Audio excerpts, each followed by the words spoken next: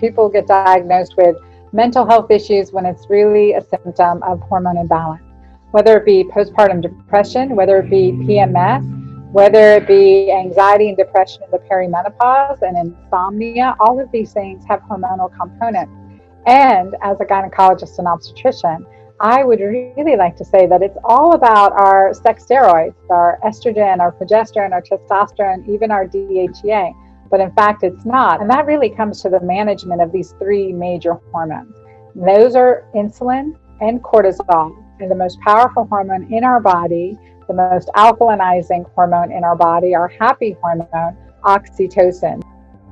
Welcome to the Mind Health 360 show. I'm Kirkland Newman, and if you or your loved ones suffer from mental health issues such as depression, anxiety, insomnia, poor memory, poor attention, mood swings, exhaustion, stress, etc., I interview the leading integrative mental health experts from around the world to help you understand the root causes of these symptoms, many of which may surprise you and suggest solutions to help you heal over the long term. If you want further information, please go to www.mindhealth360.com or find us on social media. Thank you so much, Dr. Anna Cabeca, for being on the Mind Health 360 show. This show is to basically raise awareness amongst lay people, their friends, family, and practitioners around integrative mental health and functional medicine psychiatry. So I interview people on a whole host of topics, and one of the topics closest to my heart is actually hormones, believe it or not, because it's a good topic. I started Mind Health 360 to raise awareness because when I had postpartum depression after both my boys, I was put on, different antidepressants and sleeping pills, and, nobody ever tested my hormones, nobody ever tested my nutritional levels, nothing. And I had an absolutely terrible, terrible time. And through this experience, I did my own learning and my own research, and I discovered integrative health, and I discovered functional medicine, and I discovered that these were sort of root cause based and also evidence based methods to try and help people with the root causes of their mental health issues.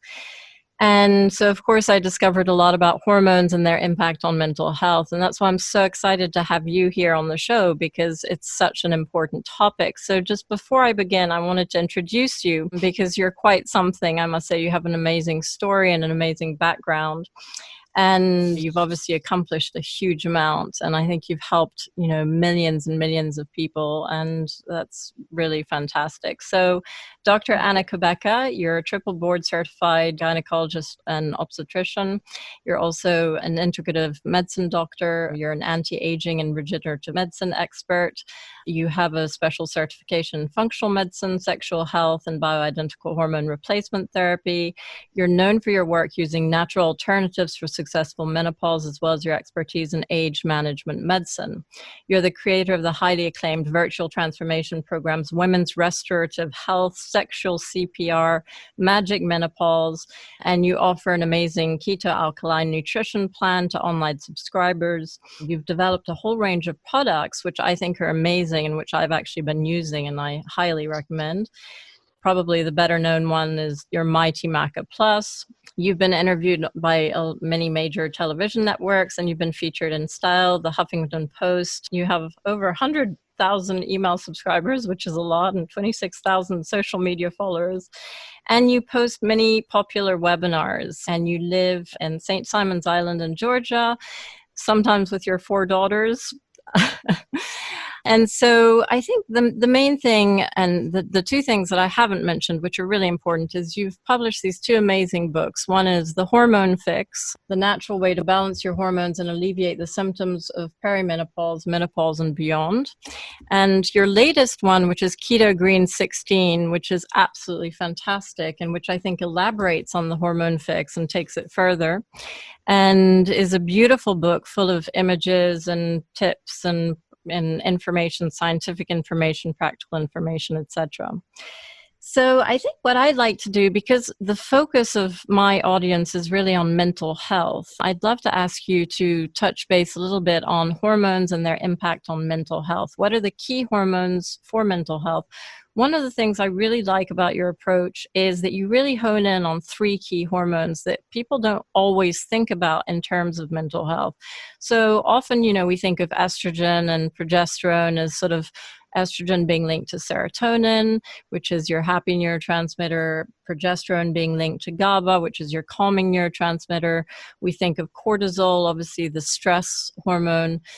But I thought the interesting triad that you have, your top three hormones are slightly different. And I wanted you to talk through that, and then obviously any other hormones that you think are worth mentioning for mental health. Oh, absolutely. And this is such a topic that I'm passionate about because people get diagnosed with mental health issues when it's really a symptom of hormone imbalance, whether it be postpartum depression, whether it be PMS, whether it be anxiety and depression in the perimenopause and insomnia. All of these things have hormonal components. And as a gynecologist and obstetrician, I would really like to say that it's all about our sex steroids, our estrogen, our progesterone, our testosterone, even our DHEA. But in fact, it's not. And as I worked in my own life and in healing my own body and mind and spirit, I discovered that if I want to do, and I always try to look for the smallest thing that I can do to make the biggest change, right? Don't we want that as women, especially? We're so busy. What's the smallest thing I can do to make the biggest change? And that really comes to the management of these three major hormones. Those are insulin and cortisol, and the most powerful hormone in our body, the most alkalinizing hormone in our body, our happy hormone, oxytocin. That is the ruler of the roost. And we have to empower it, right? So there are things that we do, the way we think, the actions we take, the disciplines and principles we practice. All of these lead to healthier oxytocin, and that creates balance in so many ways. And I've proven that over and over again in the lives of now hundreds of thousands of women that have read my books and done my programs and have practiced what I call my Keto-Green way of living.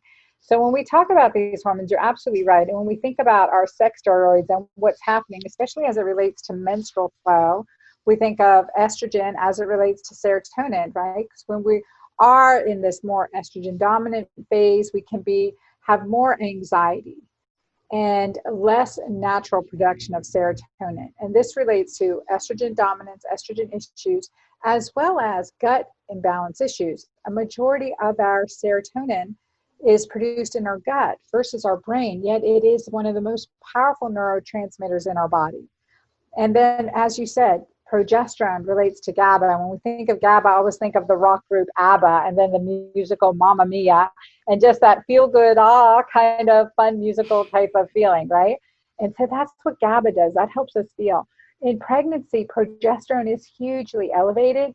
It is what gives us that beautiful pregnancy hair. It gives us, just nourishes the baby. It's the safe protection, helps with generation of the nerve cells. It's nerve protective.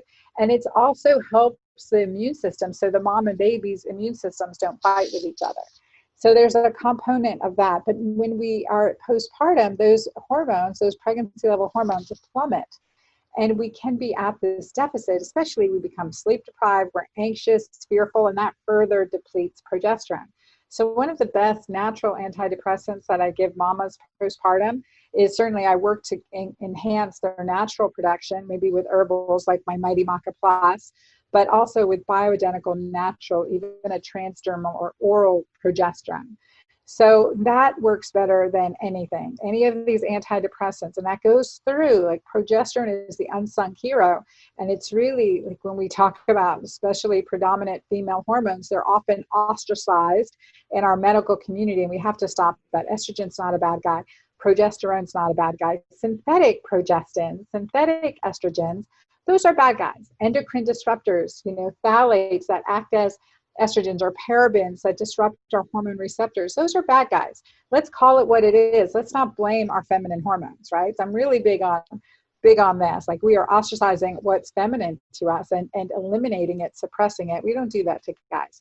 That brings us to a hormone that's commonly known as the men's hormone, testosterone, but it is predominant in our body as well. It gives our bone strength or our muscle strength, and it also declines as we age. And it helps with the hormone dopamine. that excitement hormone, that maybe addiction hormone, right? That novelty seeking hormone. So we have to keep that. And also dopamine deficiencies are associated with depression. Depression, exhaustion, fatigue, memory loss, all of that relates to testosterone deficiency. So here, as a gynecologist obstetrician, I spent hundreds of thousands of dollars in the prime years of my life studying these hormones. But when it comes down to it, it's really about these larger hormones. And in our body, we have hundreds of circulating hormones. And if you think of hormones, and I like to give the context of, think of a university setting. So if you have, or your student body are hormones. Each of them, each student has its own path, its own specialties, its own skills, its own uniqueness, right? And its own role in life. And they interact with other students in so many ways. And then you have the professors of the university. Here comes in insulin and cortisol. You know, those great professors that when they're leading you, the class is attentive, they're interested, they, are learning and progressing and following suit and under that good leadership. That's insulin and cortisol. When they're in havoc, when they don't show up to class, when the class is allowed to do what it wants to do, there's a complete breakdown in hormones. We'll have, again, insulin and cortisol. But now consider the dean of the university or the principal or president of the university setting. Here comes in oxytocin, this overarching, I set the theme, I set the tone. Today we love each other, we're kind, or today we fight and we rally and we're fearful and wear masks, hide in a closet, don't go outside, don't talk to your neighbors, shut yourself off from the world. We can have that type of leadership, which is fear-based, and that's no oxytocin whatsoever. Cortisol is leading in that instant, and a lot of adrenaline and stress versus oxytocin here. We're in this together. We're going to be happy, healthy, coordinate, support each other. What can I do to help you? How can I continue to give and show up in the world and support my fellow man, support my fellow body? So here oxytocin leads in creating a nourishing environment, and the hormones follow suit. So this hormone oxytocin is predominant during labor and delivery. In pregnancy, it helps our uterus contract, and it sets the stage for when we get this baby in our arms. People have said, oh, we can never explain the way you'll feel about this baby in your arms. And you're looking at this baby and you're like, oh my God, I am so in love with this baby. This little monster looking thing is just the most beautiful thing in my life. I can't believe it. And that attachment, oxytocin is that attachment hormone, especially for women, and it creates this bond. We also secrete oxytocin with sex, with pleasure, with laughter, with fun, things we enjoy, massage, facials can all increase oxytocin and decrease cortisol. And this is where the rub comes in. I write about this a lot in the Hormone Fix, which is now also published in French, called SOS Menopause, by the way. Interesting. And as cortisol goes up, oxytocin goes down, which makes sense. Cortisol's up and oxytocin is down. So when we're stressed, we've got less attachment need. Initially, we have more because progesterone secreted, oxytocin secreted with initial phase of stress. But then cortisol stays up, oxytocin gets suppressed. And then if cortisol's up too long, the brain says, you're frying me out. Paraventricular nucleus of the brain says, you're frying me out. Shut down. And so now cortisol gets suppressed, and you're in this very dangerous stage of cortisol being low and oxytocin being low. And what that feels like, it's like, I don't even want to go out. I don't want to call my best friend. I'm just in the state of anhedonia and I have no joy anywhere. And that's called burnout. This is where, you say, I know I love my husband. I don't feel love for him. I know I love my job. I don't feel love for him. I love my pet. I'm not feeling love for him or her. And that brings me to pets are incredible oxytocin inducers. So I think now more than ever, we need pet relationships, whatever they may be, too. Completely. Well, that's fantastic. I think you've given us an amazing overview. And what I'm particularly interested in is, this interaction between insulin, cortisol, and oxytocin, which are your sort of the top three hormones that you pull out in terms of, helping us feel good and feel our best. And there's so much interesting stuff around these hormones and how they impact your mental health, and especially insulin, because insulin I always thought of in terms of weight gain or weight loss. And I know a lot of ketogenic diets are sort of done on the basis of trying to, increase insulin sensitivity so that, and usually for weight loss. But what's fascinated me is that I've actually been doing your diet, and, I never diet. I don't want to lose weight, but I've always had brain fog. And I have to say, since doing your Keto-Green,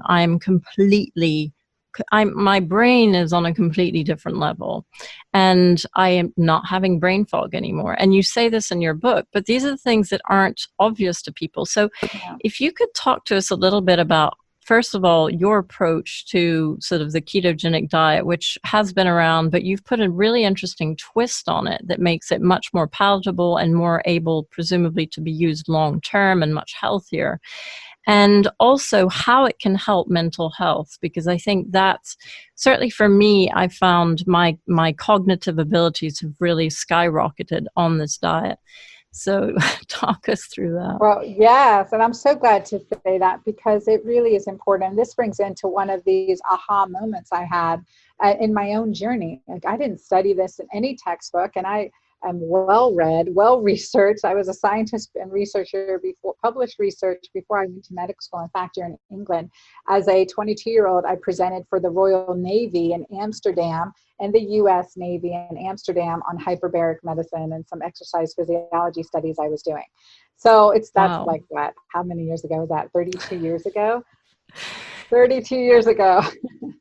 But you're an expert on hyperbaric. That's fascinating too. It was really a fascinating experience, and that was pre-med school. So I had this different perspective. So I always question, because I know like how in doing research, numbers can really vary depending on what you're looking at. So it just brought me, I just started not just taking the results, I started looking, taking the conclusions, I started looking at the research, the methods, and the results. And so that gave me a different perspective when I came into medicine. But anyway, all that to say that as I didn't learn this in medical school, I experienced that terrible brain fog. I was cycling down at 48, spiraling down, gained 20 pounds that came on basically overnight. And to be honest, Kirkland, when patients would come to me and say, Dr. Anna, I'm gaining 5, 10, 20 pounds and I haven't done anything different, I'd be like, okay, let's get into it. But underneath, I was saying, sure, you're not.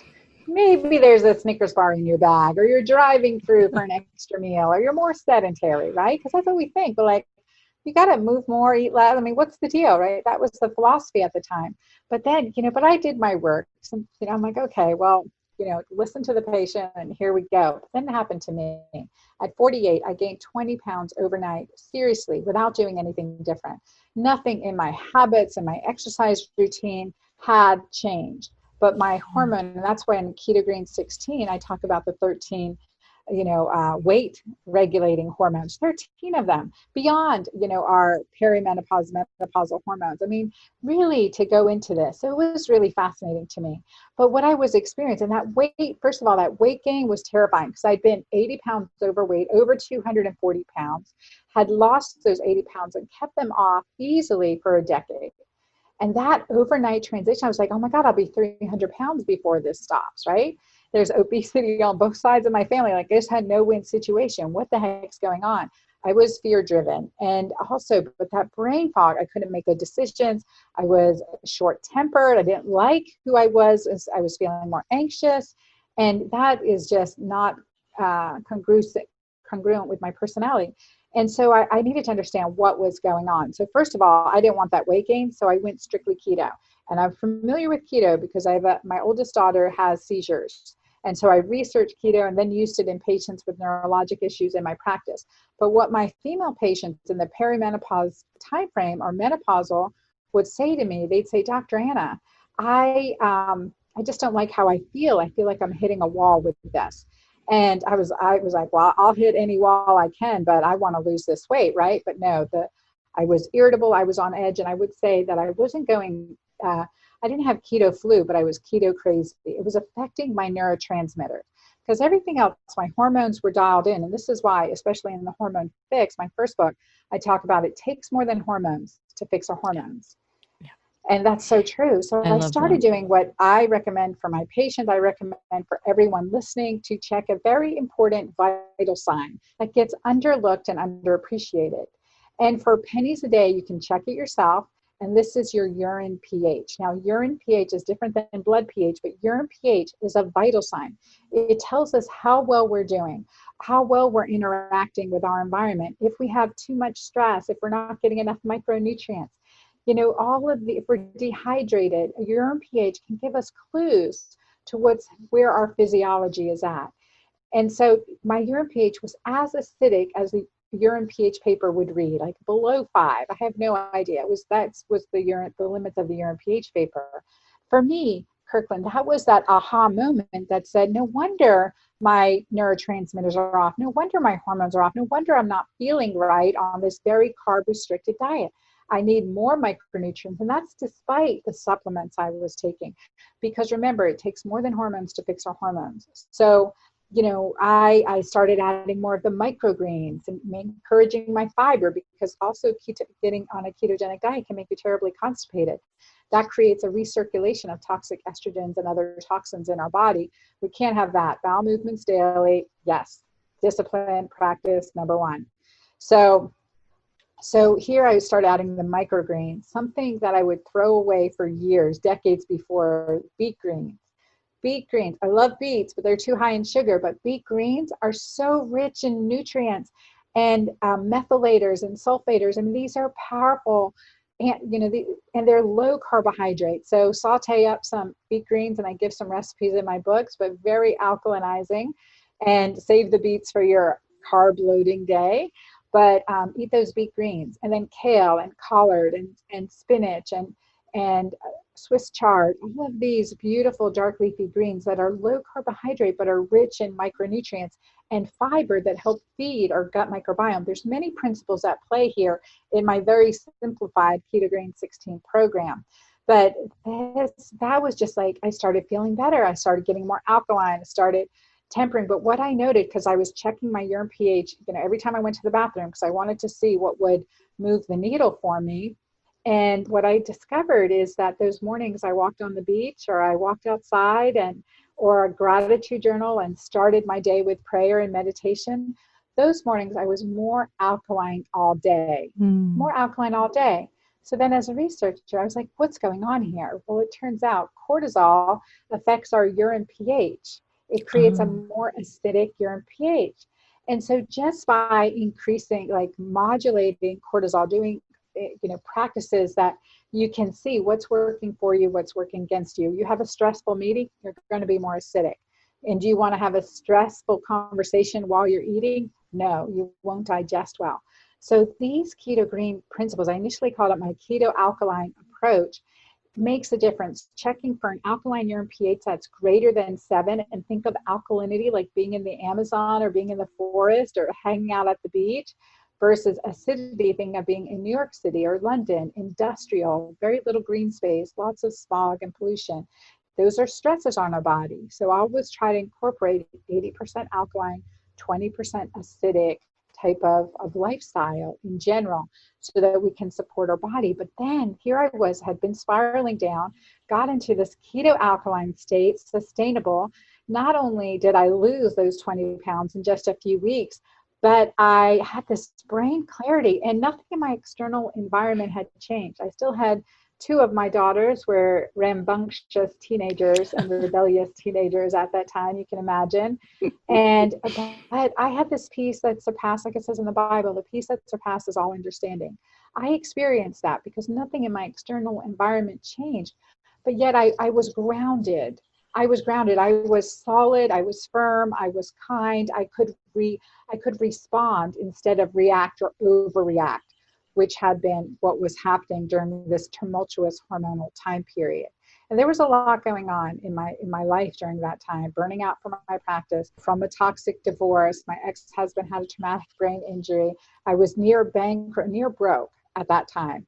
And to go from that to now where I am with a very influential company, over a 7-figure business, and just being able to influence the lives of others, but also being in the best relationships in my life ever.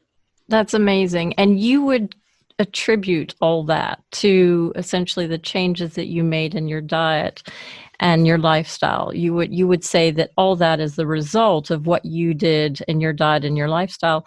So just to recap for our listeners, I mean, you bring the ketogenic diet, which is essentially high fat, low carb, moderate protein.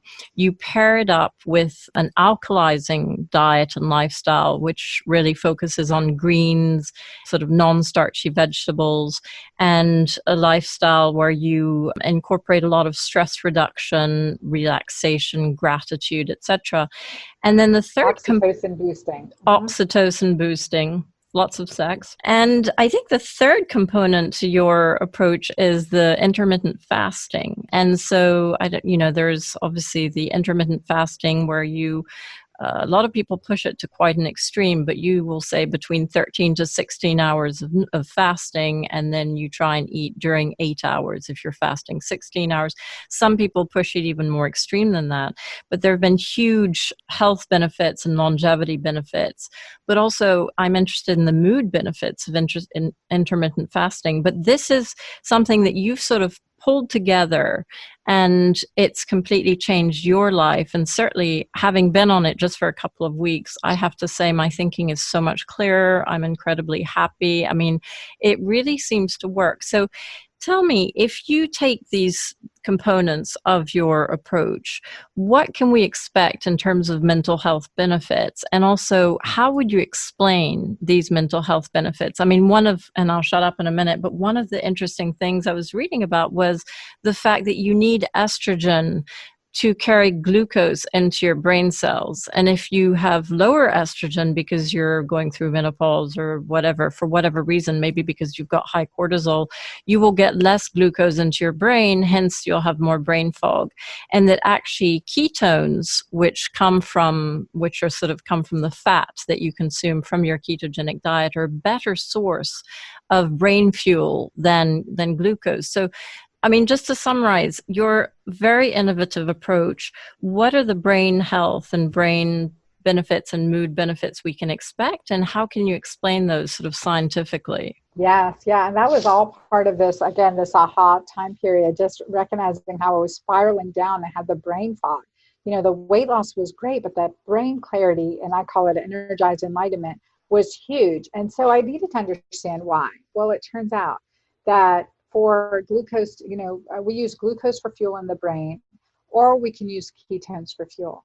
Well, glucose utilization in the brain, or gluconeogenesis in the brain, is an estrogen-dependent phenomenon. And not just for brain cells, but for muscle. Like, we lose muscle as we're getting older. But this is an estrogen-dependent phenomenon. So, but ketones use for fuel is not hormone-dependent at all.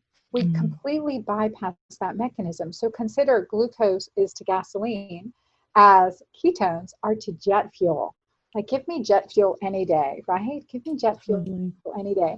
And that was an aha moment for me when I understood that. And this is just being teased out in the research. I created the plan and then found the reasons why it works so well. And certainly getting into ketosis as we're older is a challenge. And especially if we've had metabolic issues. We've struggled with insulin. We've struggled with insulin resistance or high blood sugar or high blood pressure or, any number of things. If we're on multiple medications, we are at risk. We are without doubt at risk for a compromised immune system and susceptibility to other diseases and infections. So what I understood from this process is not only does, as we govern the control of insulin through intermittent fasting and getting into ketosis, that's part of the keto plan, and the green or the alkalinizing plan by getting our body more alkalizing, managing stress. That's how we manage cortisol. We manage our stress. And again, nothing in my external environment changed, but my stress management changed tremendously. So I was still a mother of rebellious teenagers. I was still near bankruptcy or near broke. And I was still in, just a mayhem at that time. But I had the peace that surpassed all understanding. So managing cortisol through the alkalinizing greens, alkalinizing our system, eating, the healthy meals, but doing the lifestyle practices like the gratitude journaling, the prayer, the walk, what brings us joy, laughter, connecting with friends, socially connecting with friends, right? And people that you love and family that you love, all of that makes a difference. And so here we manage insulin and we manage cortisol. And again, the practices that I lay out in the book is life is not worth living without love and connection. And so creating that sense of feeling, many of us have loving and connected relationships, but we don't feel that. And post-traumatic stress, chronic everyday stress like we're experiencing now in the world with the pandemic, that can lead to depressed levels of oxytocin, increased levels of cortisol, and that dangerous state of driving into that burnout. So we have to empower our body and our mind. Despite our external circumstances, we can be stronger, healthier, more loving, and kind individuals. All that to say that when it comes to, again, this depletion, as we age in our mid-30s to early 40s, our progesterone levels start to decline. PMS, premenstrual syndrome, those symptoms start to increase in many individuals. This puts you at risk for a more difficult perimenopause. And that's with anxiety, even psychosis. And what's happening, it's not just estrogen decline, but progesterone has this steep decline. And this age 35 to 55 is a period of neuroendocrine vulnerability. And where we as gynecologists see clients coming in with psychiatric symptoms, and we work with them with birth control pills and antidepressants, it is not the right way.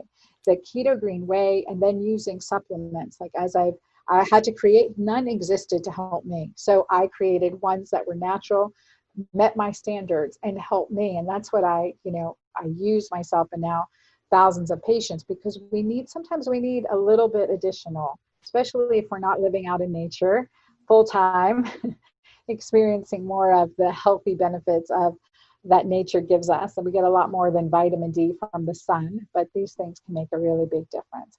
So this period of neuroendocrine vulnerability is really dangerous. It's where most women end up on multiple medications and don't feel, as connected and joyful in their lives as they really deserve to, as we deserve to feel. So it's not about blunting, but getting to the root cause, the underlying reasons for the imbalance to begin with. That was what I was going to ask you also is, what is behind hormonal imbalance? I mean, what are the things that can cause hormonal imbalance? Because we all know that, now that these hormones are crucial to our mental health, and that, if our hormones are imbalanced, then we feel better. We have less insomnia, less anxiety, less mood swings, less depression. But what is behind these big hormone imbalancers? And I like what you talk about in terms of, neuroendocrine vulnerability, and that there's this phase, but what makes us more vulnerable and how can we address that? Yeah, definitely. And that's a really good point. And actually go into that in the hormone fix. There are many factors, but in chapter 6, I dive into toxins, the toxic endocrine disruptors that are occurring. Stress is a big one. Stress, first and foremost, is a big one because it's driving up cortisol, which will deplete your progesterone, which is your neuroprotective hormone, which also is a precursor to production of estrogen and testosterone. So then we have like this unprotected nervous system that is susceptible to more, right? To anxiety, depression, irritability, and you feel it. Like women, we feel it. Like, who is this person? Like, why did I react that way? Why was I short-tempered? Where did that come from? And I hear it all the time. Plus, I've been there. So I don't want that monster within me to ever come out again, right? That's that fried side, right? That's, you're kind of basically fried. So that understanding how chronic everyday stress can really affect our progesterone and leaves us in this vulnerable state is number one.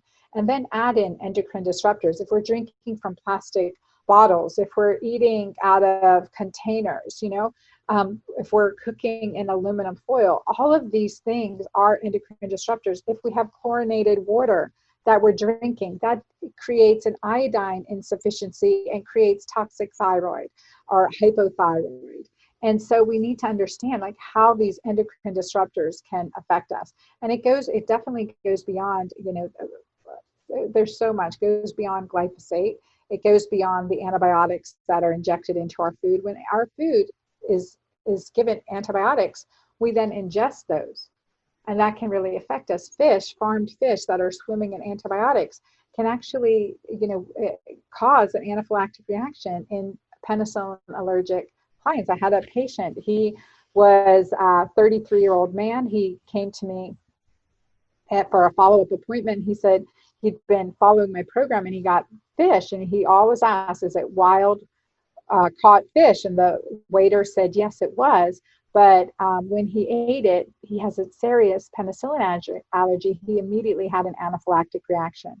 So that fish had been swimming in antibiotics, typically penicillin, and he had a penicillin reaction from that. So very, very dangerous, dangerous situation. But that just blew my mind to understand, wow, that's impactful. That is really impactful. And that is such a serious situation. That's happening to us on micro doses on a daily basis.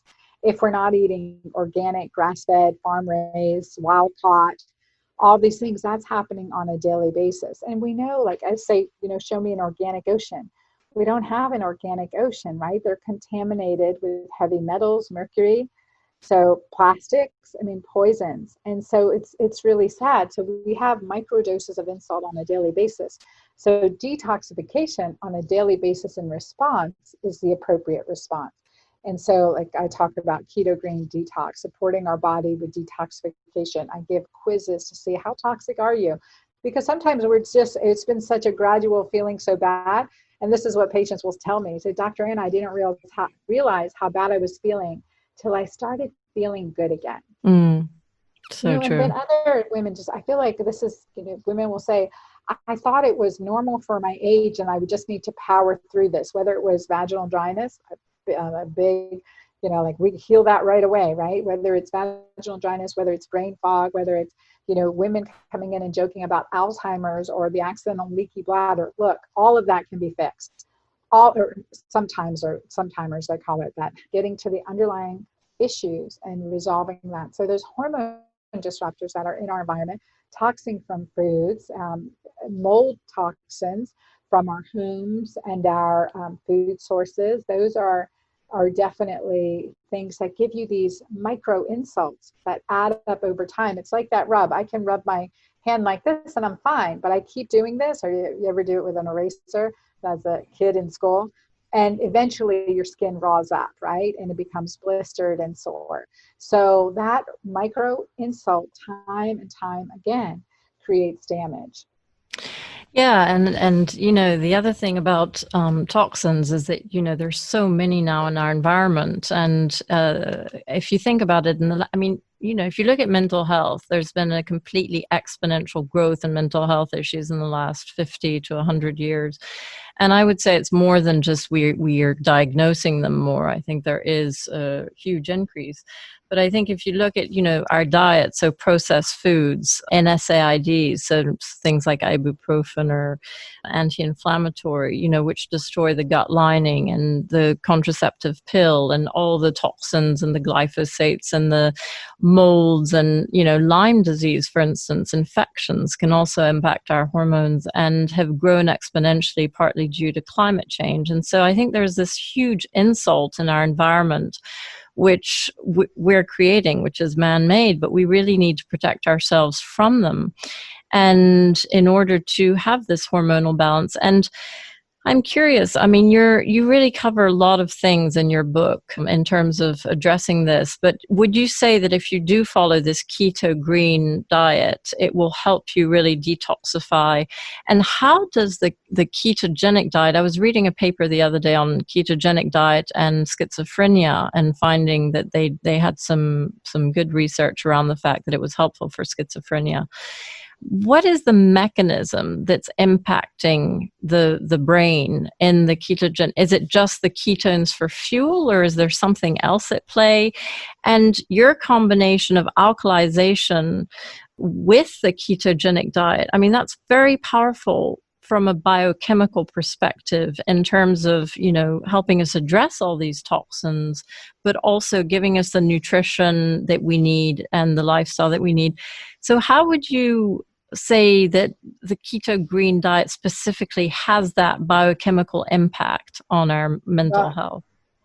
Yeah, in so many ways, because number one, I coordinate the diet to feed the microbiome to improve our gut health. And so that's the plant-based nutrients. We know on a sustained keto diet, traditional keto, and there's keto dirty versus keto clean, which is keto green, by the way.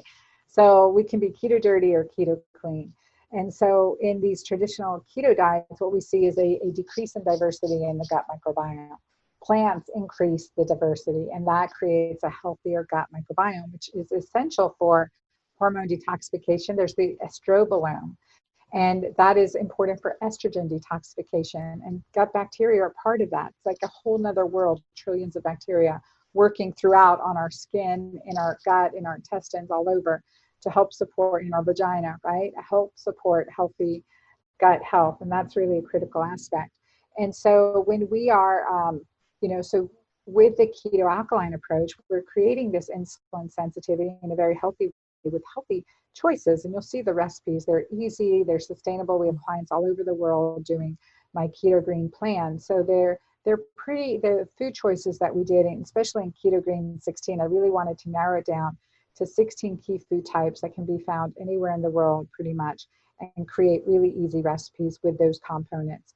And so with Keto-Green, I include fermented foods like kimchi and sauerkraut as one key ingredient, and digestive fruits as one key ingredient, like papaya, mango, and pineapple. I mean, these have enzymes that support digestion and can be, a delicious, and usually it's part of the dinner meal so that it helps a little bit carb bump to help you get a better night's sleep for some of us. So periodically that's incorporated in the very, I played around with the menu plan for over a year to get it right, wearing a continuous glucose monitor to check for blood sugar spikes. And so I always tell clients, avoid the digestive fruits if it's throwing you out of ketosis, and let's use digestive enzymes instead. And then, of course, the plant-based, the cruciferous vegetables, the alliums, the onions, leek, garlic that help with sulfation, help with detoxification. All of these things feed our body. That's part of the food source. And so that you have the keto green concept, but again, it's not just about what we eat. There's that component, but our mindset, who we eat with, when we eat, intermittent fasting, how that is an important part. I'm actually on day 4 of a water fast right now, because that's, just a modified 3-day fast, but a couple people wanted to do a 5-day fast. So I said I would join them. So I'm on date, but I'm traveling. As you can see, I'm in a hotel room. So I'm about to move into a small apartment in Dallas, Texas for 2 months while my daughter's doing rodeo training.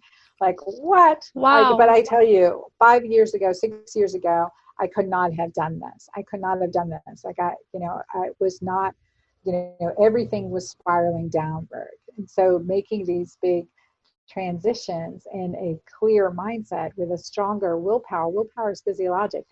Anyone listening who says, well, I could never do that. Look, you don't know what you can do until you try. And you just start one day at a time, 12 hours at a time, 16 hours at a time. And then we move from there, we progress from there. And that just creates, it's the lifestyle component that we so underestimate. And this is really why, Kirkland, that there's statistics, scientific research shows that 93% of diets fail. And that's because it's just focusing on the food. But we have to focus on these other components. Women have been, example, snacking. What about snacking? I get asked. Snacking destroys your, immune system. It really does. It creates more insulin resistance overall, and it will create obesity. So no snacking. Just stop the snacking. We don't need to snack. And that's a really big shift in definitely the American mindset, because women have been told, oh, we need to snack in 3 meals, 3, blah, blah, blah. I'm like, no, you don't. No, you don't. It's so interesting because, I'm interested also in insulin resistance. So, and how cortisol impacts insulin resistance, and also, as you say, how snacking impacts insulin resistance. And what is it about this ketogenic approach that helps increase insulin sensitivity? And why is insulin sensitivity so much better for us hormonally and for our brains? In so many ways. Insulin interacts with progesterone, with testosterone. I mean, it affects us and manages our blood sugar control. So if we think about like what happens in our body's response, like when we eat, we produce glucose, or when we're stressed, we produce glucose. When we work out, we produce glucose, right? So insulin will come in to suppress that, to take care of that glucose. Use what you need to use. The rest goes into storage for later periods of starvation or famine. So as we intermittent fast, our glucose levels get to a baseline level, and it takes over 12 hours. If we tell you as a physician, go get your labs, we say 12 hours fasting, because it takes that long to get your glucose back to baseline, basically. So if you're eating every 2 to 3 hours, every time you eat, you've got to secrete insulin. Every time you eat, you got to secrete insulin. So all of a sudden, your body's like, hearing this insulin and consider it like the barking dog that's barking in distance. Initially, you're like, it is just driving me crazy. And after a while, you're able to tune it out. That's how we become insulin resistant. That barking dog is over time is that insulin, and we become insulin resistant to it. We ignore it. And so you need more and more insulin to get into the cell. So very quickly in a ketogenic approach, in the Keto-Green way, we create this insulin sensitivity. And research has shown, I want to definitely say this before we close, is that research has shown that if we keep 13 hours, at least 13 hours between dinner and breakfast in a regular basis, that improves our hemoglobin A1C significantly, as well as decreases our risk for cancer. And there was a study published in the Journal of the American Medical Association in July or August of 2016 that looked at women with breast cancer, and they looked at their rate of recurrence over time. And what they found is that women who had at least 13 hours between dinner and breakfast had a significantly reduced risk of breast cancer and a significantly lower hemoglobin A1C. The higher our hemoglobin A1C is over 5.3, we have an exponential increased risk of Alzheimer's, dementia. We call Alzheimer's, type 3 diabetes. So we need to keep it not just normal, not below 6. We need to keep it below 5.3. And I come from diabetes on both sides of my family. My dad had consequences of diabetes. My mom was diabetic in her 30s and had struggled for her shortened life as a result of diabetes and heart disease. And my hemoglobin A1C was 5.7. It's down to 4.8, and I'm 54, right? So this is over a decade. My hemoglobin A1C continues to improve. Your doctor will watch your hemoglobin A1C increase until you're pre-diabetic and then tell you. Totally. So you have to be in charge of this yourself. These little shifts affect our nervous system, affect our brain, affect our gut microbiome. All of this has to be woven in together. And why is it? Because, my mother, for instance, is having symptoms of dementia and Alzheimer's, and and she is pre-diabetic, and I'm just trying to get her to do the ketogenic diet. And I'm just wondering, what is it then about this fasting and the ketogenic approach that protects the brain? Why is this so protective? You mentioned, progesterone and estrogen. You also mentioned that that progesterone is tied to BDNF, which is brain-derived neurotrophic factor, which is your sort of regeneration of your brain cells and your neuroplasticity. But what is the key sort of mechanism to protect your memory and your cognition? Is it to do with insulin? Is it to do with ketones? What is that specific sort of mechanism that impacts cognition? There's a lot there, but definitely ketones, consider those neuroprotective, but then add in progesterone. Progesterone is incredibly neuroprotective, and we have to add that. That is why Alzheimer's affects over 2.3 times as many women as men, because we're more reliant on our ovarian function of our hormones, progesterone and estrogen. And as we hit menopause, those levels are declined. If we don't supplement with them, I think our risk increases. But that research, that is theoretical. That is not substantiated by research, but it definitely, through my own work and practice with patients, is an important area that we need to continue to research. We know estrogen helps in this window, but I really think bioidentical progesterone is, again, the unsung hero here. Understood. And then I would also have it on progesterone. Yes, well, I totally agree. If you have adrenal issues and you have a tendency to sort of have pushed your adrenals very hard for a very long time, have chronically high cortisol, there's some worry around this fasting idea because, fasting and low blood sugar can increase cortisol and then tax your adrenals. How would you address that? And, is it safe for everybody to do this keto-green diet, or are there some people who need to be more careful? Good question. So I would say that if you have type 1 diabetes, you have to be more careful. You have to be under your physician's guidance. You really have to have a continuous glucose monitor on. You're really going to need to taper your insulin. But I've had type 1 diabetics who have been part of my program and had tremendous success.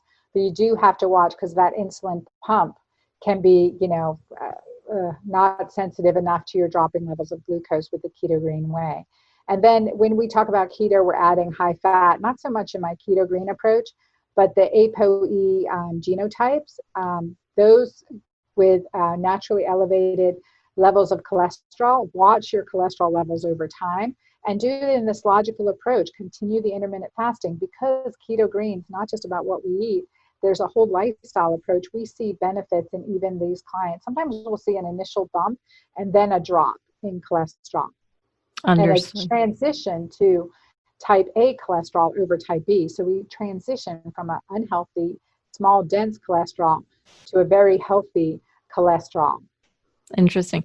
But you do think that it's okay if you're doing it properly to just have your 3 meals a day in your 8-hour window and not to worry about it taxing the adrenals too much if you fast? I haven't seen it at all. This has been key to restoring adrenal health. Again, for my adrenally fatigued clients, I am using Mighty Maca Plus absolutely as an adrenal adaptogen, adrenal adaptogenic formula, but 2 to 3 meals a day. And this, listen to your body, listen to what needs, where women get into trouble specifically, or those with adrenal fatigue get into trouble specifically, they're having too many carbs. They really are, and not enough fats and not enough quality protein.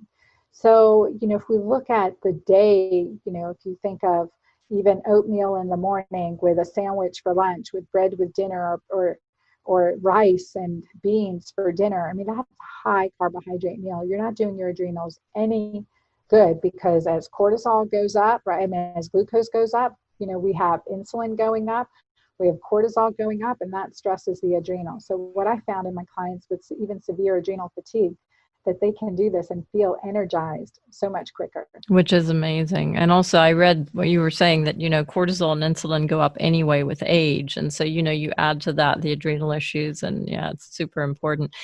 And a final question before I let you go is, what about men? I mean, we talk a lot about women. Can men get the same benefits? And I was very interested also in your connection between dopamine, which is your sort of motivation and pleasure neurotransmitter, and testosterone, which obviously is considered the male hormone, even though women also have it. But what about men and men's mental health, and men, can men use your Keto-Green 16? And is there anything they have to do differently, and can it help their mental health?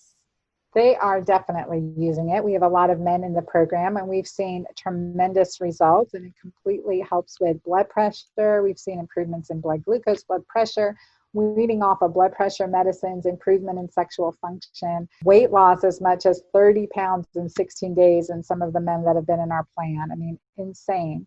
So it's so unfair. Men do really, really well because we are really supporting their evolutionary design. Yeah, completely. So I would say if it works for a menopausal woman, it works for everyone. We have girls and women, men in their 20s that have been doing Keto-Green 16 that rely on it. They have their carb days and feasting days, but obesity in our youth is a big thing. In my Keto-Green community on Facebook, Amanda published her results of going from 180 to 130 into the 130s at 23 years old, going from, a PCOS body type to really improving her overall shape and skin, reducing the acne from all the PCOS and being susceptible to weight gain. So she really turned things around. So we're seeing this in our youth as well. But the big thing for me is what happens to us in menopause. We're left to bear with it. So that's not acceptable. These transitions, these changes, and these supplements and recommendations make a big difference. Just in my Keto-Green community, which is over 10,000 strong, we've seen incredible changes. From women in their 30s to women in their 70s and 80s. That's amazing. And your Keto-Green approach is sustainable, i.e. you can do it indefinitely, or do you, because I know a pure ketogenic diet you probably shouldn't do indefinitely, but your approach, because of its modification, seems to be more sustainable. It is, but I do recommend those feast days, like so those fruits, or sweet potatoes, or healthy feasting on healthy options is always a good thing. Yeah. So I recommend that metabolic flexibility. So 10% fasting, 80% Keto-Green, 10% feasting. That's kind of my rule of thumb right now. That sounds amazing. It sounds perfect. And just to recap completely in terms of mental health, in your community of 10,000 people and your Keto-Green community, do people talk a lot about the mental health benefits and the fact that they feel less anxious, less depressed, that they sleep better, that they're less moody? Is that something you've noticed? We did a survey on what did people like? Weight loss, brain clarity, mood improvement. Over 70% said mood. 70% said mood. Wow, that's incredible. So it really does work. Really, really does work. That's amazing. So how can we join your Facebook community? Where can we find you, Dr. Anna Cabeca? Thank you so much, Kirkland. I've enjoyed our time together, and I invite everyone to join me. My website is dranna.com, really easy, DRANNA.com, and my Facebook page is Dr. Anna C. And then within Facebook, like my Facebook page, and then join my Keto-Green community, and you'll see all the stuff we've got going on there. And then, of course, Instagram at Dr. Anna Cabeca. And I'll put all that in the show notes, so it'll be there. That's been absolutely amazing. And I have to say, I personally am loving your Keto-Green 16, both books actually, but also the diet. And I can say firsthand, certainly for me, I've gone from being super brain fogged and kind of having memory issues to being super clear. And I'm super grateful, Dr. Anna, not only for your time today, but also for the work that you've done and that's helped so many of us really improve. I think I'm interested in mental health and mental clarity and cognition and mood, and but also of course weight and general energy and resilience, etc. So thank you so much. Thank you so much for listening to the Mind Health 360 show. I hope that we've helped you realize that your mental health symptoms have root causes that can and need to be addressed in order to sustainably heal, and have given you some ideas about steps you may take to start your healing journey. Please share this interview with anyone you think may find it helpful, and if you want further information, please go to www.mindhealth360.com or check us out on social media. This information is for educational purposes only and is not intended to diagnose or treat any disease or to replace medical advice. Please always consult your healthcare practitioner before discontinuing any medication or implementing any changes in your diet, lifestyle, or supplement program. Thank you.